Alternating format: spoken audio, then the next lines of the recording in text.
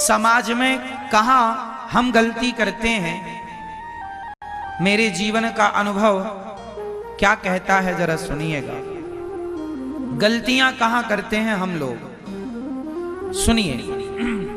एक दोस्त, एक आदमी है जिसके 4-6 दोस्त हैं।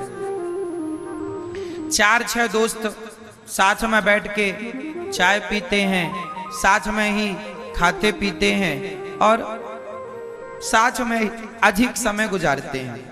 तभी क्या हुआ, उन 4 दोस्तों में जो एक दोस्त था वो सोचा कि अपने दोस्तों के साथ मैं व्यर्थ में समय गुजारता हूँ, कभी यहाँ घूम रहा हूँ, कभी यहाँ चाय पी रहा हूँ, कभी यहाँ, तो समय व्यर्थ जा रहा है। तो एक दोस्त ने सोचा क्यों ना मैं अपना खुद का बिजनेस शुरू कर दूं,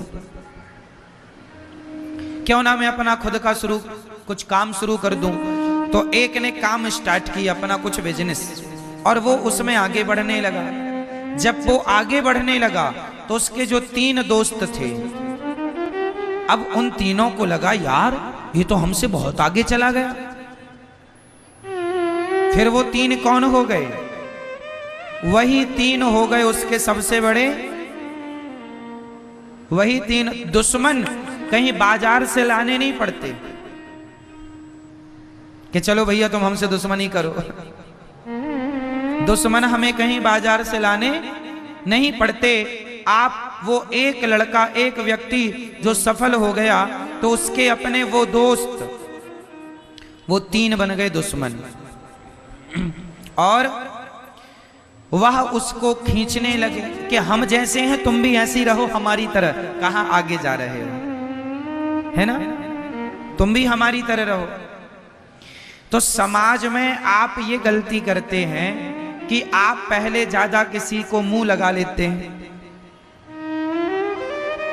फिर वही लोग जिनके साथ आप उठते बैठते थे वही लोग आपकी बुराई करने लग जाते हैं, वही आपको उलझाने लग जाते हैं, वही आप पर मिथ्या आरोप लगाने लग जाते हैं।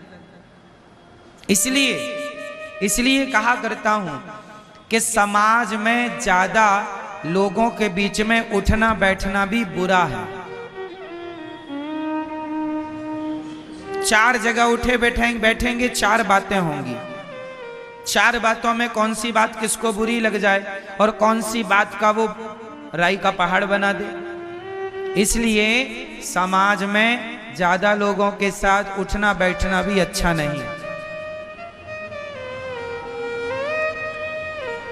आप किसी को अपने घर बुलाइए, आप एक बहुत बड़ा घर बनाइए, आप बहुत कामयाब हो जाइए, तो आप जिनको अपने घर बुलाएंगे, तो जो आपके घर आएंगे, आप शादी में बुलाइए, बच्चे के जन्मदिन में बुलाइए, किसी को समाज को आप बुलाते ही हैं, सब लोग आते हैं। तो सब लोग आते हैं तो जरूरी नहीं है कि बहुत लोग आपको आशीर्वाद देने ही आए हैं। कुछ लोग आपका वैभव देखकर ईर्ष्या पाल ले, अरे इनके पास इतना है,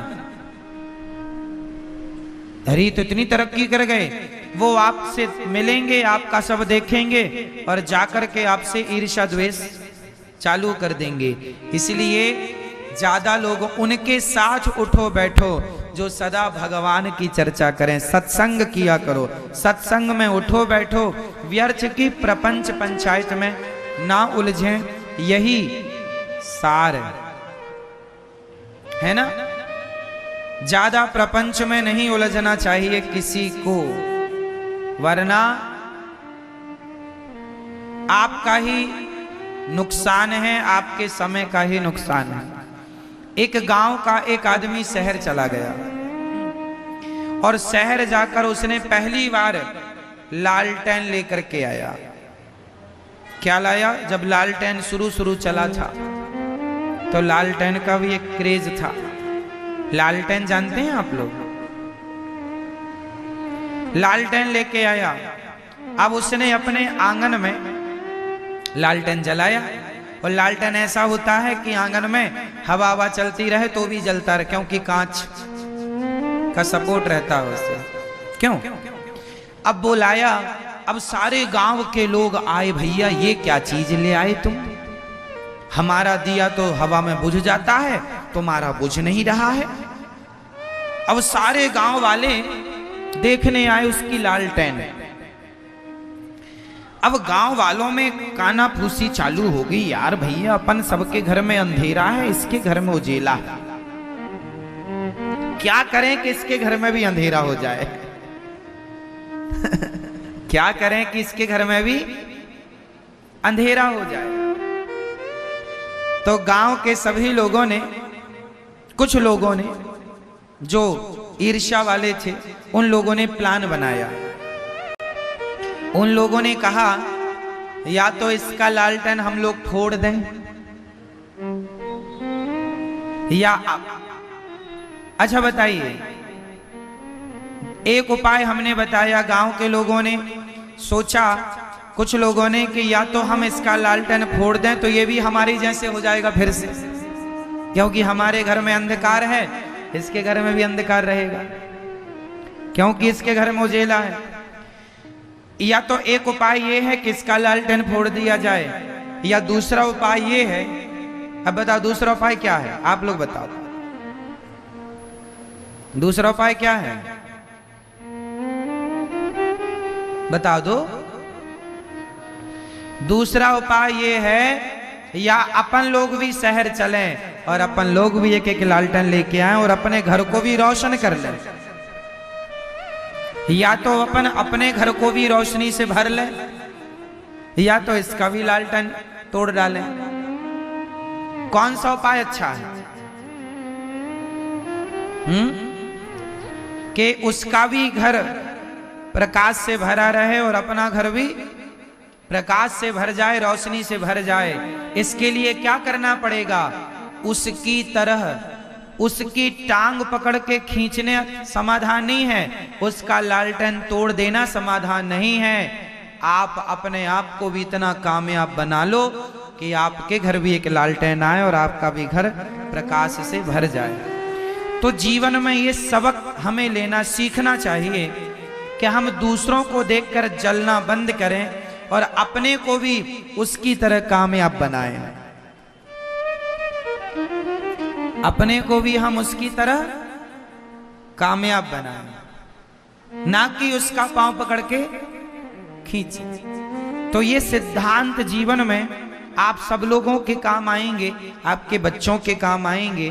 पूतना मौसी जैसे लोग भी समाज में रहते हैं, जो जहर लेकर के चली गईं और भगवान को जहर पिलाना चाह रही हैं, पर भगवान ने पूतना को देखते ही अपनी आंखों को बंद कर लिया है।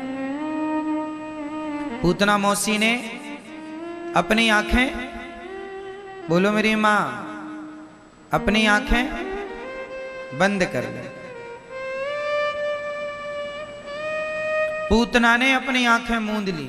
अब भगवान कृष्ण ने अपनी आंखें मूंद ली पूतना को देखकर। आशय क्या हुआ? आपके लिए एक मैसेज है, ये मैसेज भगवान से मिल रहा है। भगवान श्री कृष्ण कहना चाहते हैं कि जो लोग आपके लिए जहर लेकर खड़े हों, जो लोग सदा आप के लिए बुरा सोचते हो, ऐसे लोगों को देखकर नेत्र बंद कर लो और ऐसे लोगों से सदा दूरी बना करके रखो। ऐसे लोगों से सदा दूरी बना के रखो। ये मैसेज देखना भी नहीं अपने को। भगवान ने पूतना को देखना ही बंद कर दिया, नेत्र बंद कर लिए। देखना भी नहीं चाहिए ऐसे लोगों को जिनके मुख में तो राम राम है, बगल में छुरी है। ऐसे लोगों को देखना नहीं चाहिए। आप लोग भी अच्छे लोगों से दोस्ती करना सीखिए, ऐसे लोगों से बचिए। अच्छा, जो आदमी किसी के लिए भी कपट रखता हो, उस आदमी से आप दोस्ती मत कीजिए, क्योंकि वो आदमी जिसके अंदर कपट आज किसी और के लिए है, कल आपके लिए भी तो कपट रख सकता है।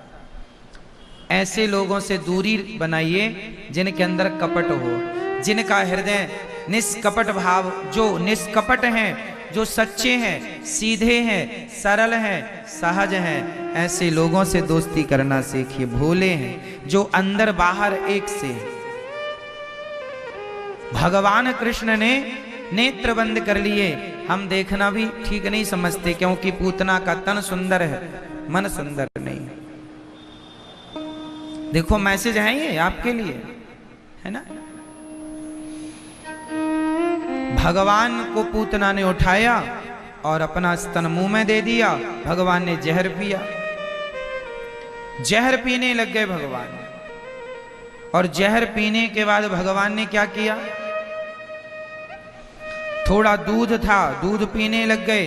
अब थोड़े से प्राण थे पूतना के, भगवान श्री कृष्ण ने प्राण पीने शुरू कर दिए और प्राण पी करके पूतना को मार दिया भगवान ने। इससे क्या मैसेज मिला? ये कथा ये कहती है कि जीवन में हमें या तो ऐसे लोगों से दूरी बना लेनी चाहिए, दुष्टों से, है ना, या फिर जब वो आपने आंख बंद कर ली, आप, भगवान ने तो पूतना को देखा नहीं, पर पूतना फिर भी पास आ रही है और फिर भी पंगा ले रही है, तो आप अपने आप को इतना स्ट्रांग बनाइए कि आप पहले तो दुष्टों को इग्नोर करें, पर फिर भी वो आपके पास आए तो आप इतने मजबूती से उनके सामने खड़े होइए कि आपसे डरकर वो सदा सदा के लिए चले जाएं।